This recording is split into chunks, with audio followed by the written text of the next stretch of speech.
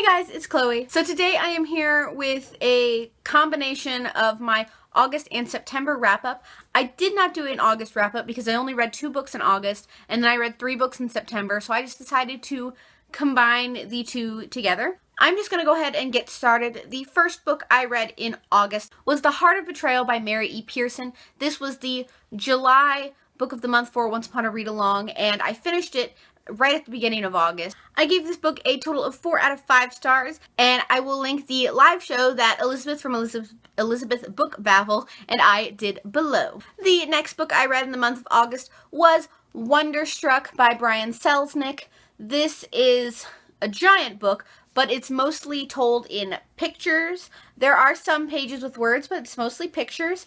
And from what I remember, this book is about a boy who is partially deaf, and when he is struck by lightning through a phone line, he is made completely deaf, and he goes on an adventure to find out who his father is. Overall, I gave this book a 3.5 out of 5 stars. I personally preferred The Invention of Hugo Cabret better than this book, but I still did enjoy this book. Moving on to September, the first book I finished in the month of September was Every Day by David Levithan. This was my first David Levithan book, and it was the August book of the month for Once Upon a Read-Along. I gave this book a 5 out of 5 stars, and I will also link the live show for this book down below as well. The next book I completed in the month of September was an ebook, and it was Two Tales of Dark and Grim by Christine Johnson and Julie Kagawa.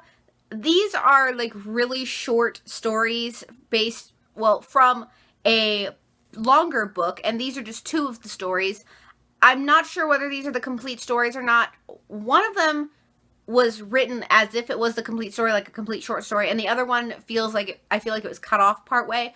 I'm not completely sure, and I couldn't find a lot of information on it, but I kind of read it as something short and sweet to get off, first of all, to read something that was on my Kindle, or my Nook, sorry, my Nook, and to partially catch up on my reading challenge, which I'm still failing at. Overall, I gave this book a 3.7 out of 5 stars. The last book I finished in the month of September was a reread, and it was Twilight by Stephenie Meyer. Of course, I gave this a 5 out of 5 stars. I actually started rereading this back in July, but I put it down multiple times to read other things, and then I finally finished it in September. And of course, I've heard about the release of Life and Death, and I really want to get it, and I really want to read it.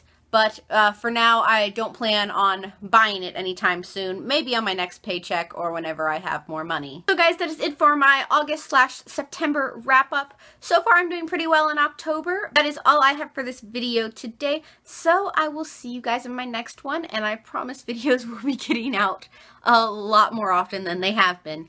Okay, bye!